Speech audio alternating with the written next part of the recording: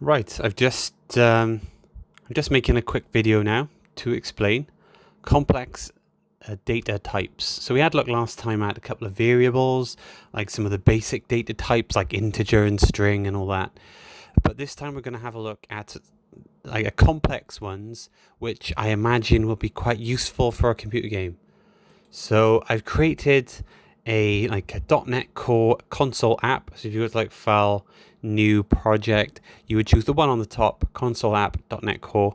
If you just create that, you have class program, and I've created a number of different variables of complex data types. So the one at the top here, we have an enumeration. So an enumeration as a variable will be one of a number of different values. So in this particular one, you declare it with enum, that's enumeration, called mynums, which is the name of the variable. Then the values being held in here, 1, 2, and 3. Notice it isn't a string in quotation marks. It's literally just the words 1, 2, or 3. They represent numbers as well. 0, 1, and 2. I guess I named them wrong. I probably should have named them 0, 1, and 2, but it's like a zero-based index, so you get the idea.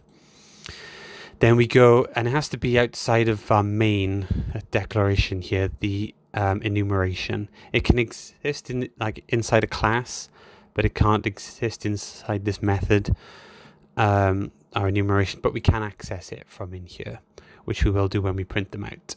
But I've also declared a couple of arrays. So an array is like a number of integers or a number of strings. It's declared initially with int, so this is an array of integers, and then square brackets to show that this is an array.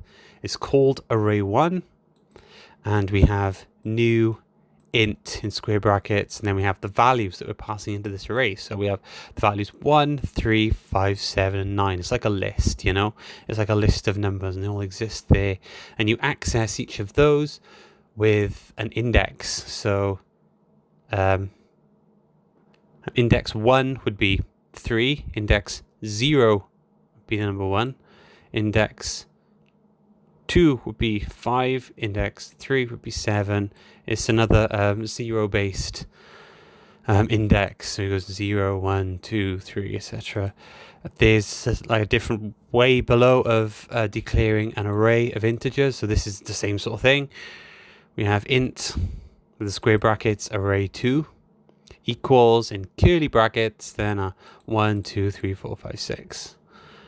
And declare and set array element values. So this is a way of declaring a multi-dimensional array. So that is like two arrays within an array, basically. It's like a recursion, it's like an array inside an array, which you can do if you have a need to, I suppose, but there are better ways of doing things. But this is declared with int, square brackets, and a comma to show that there are going to be two arrays within this array. Then we have the name, multi-dimensional array, equals curly brackets, then our first value at the 0 index with another set of curly brackets, and then 1, 2, 3, then a comma, then another set of curly brackets, and 4, 5, 6.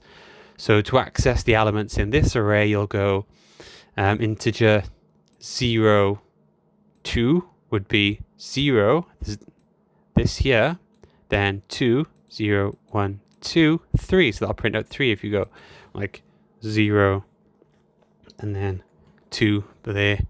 That would print out 3, the number 3,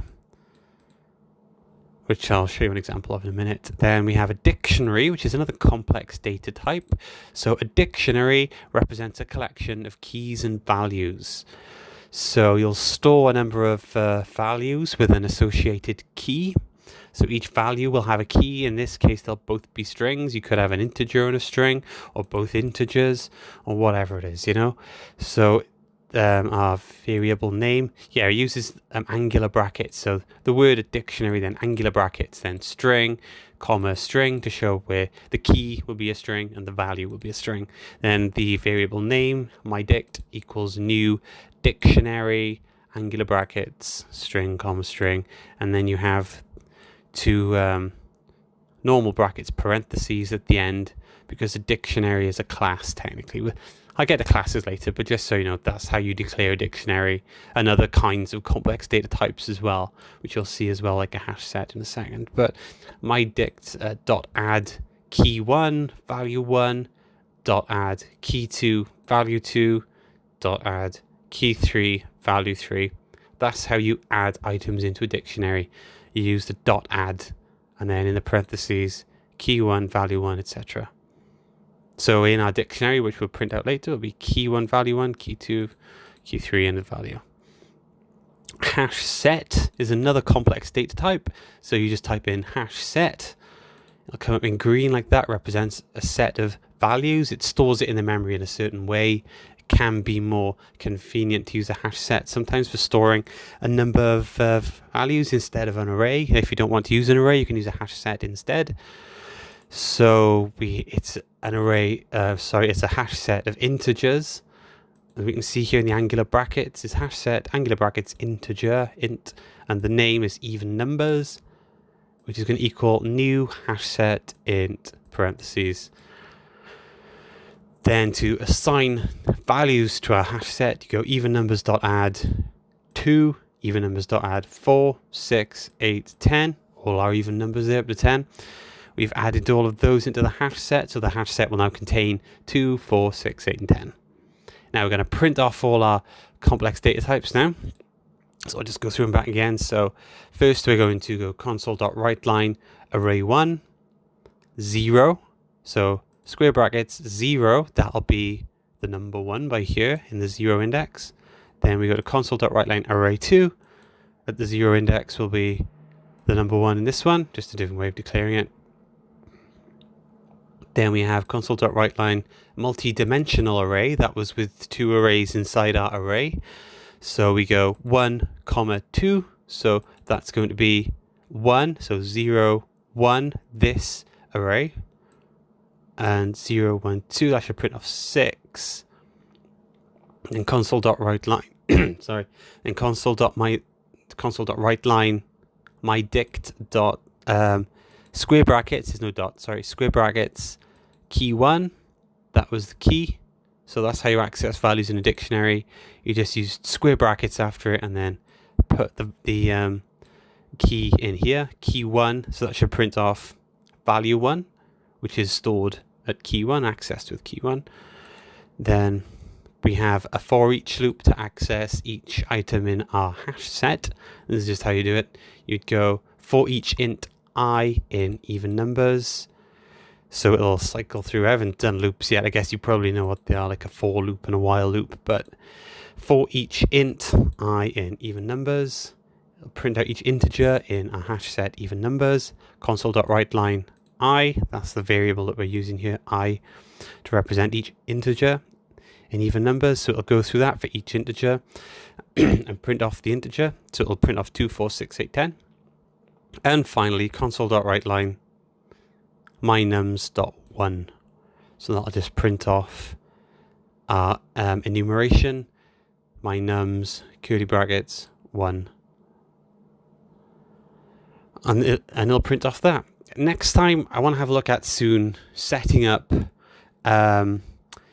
Git, because I have like a server with my website on it for all the music I used to make. So I think I might set up a solution and put it on that server, see if I have any room in there to do that. And then we can log into the server with Git, and we can do source control then, and we can both work on the same project at the same time.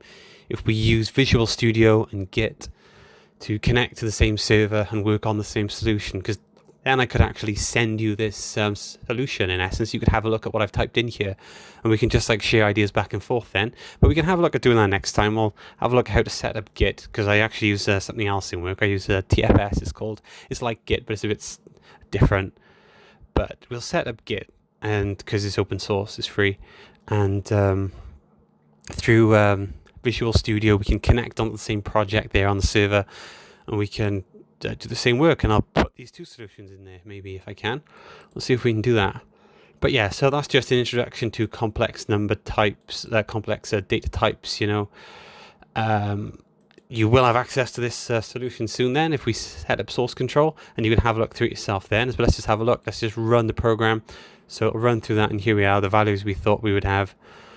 Console.WriteLine array 1 at index 0, 1, index 0 was 1 again.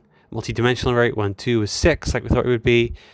The value in my dictionary at key 1, the value there is value 1. It'll print off that string. There we go. Then for each integer in our hash set, console.WriteLine I, 2, 4, 6, 8, 10. Then finally console.WriteLine our enumeration, mynums.1, and the word 1 prints out. So how about that? That's your lesson for this week. Thank you, Mr. Finn.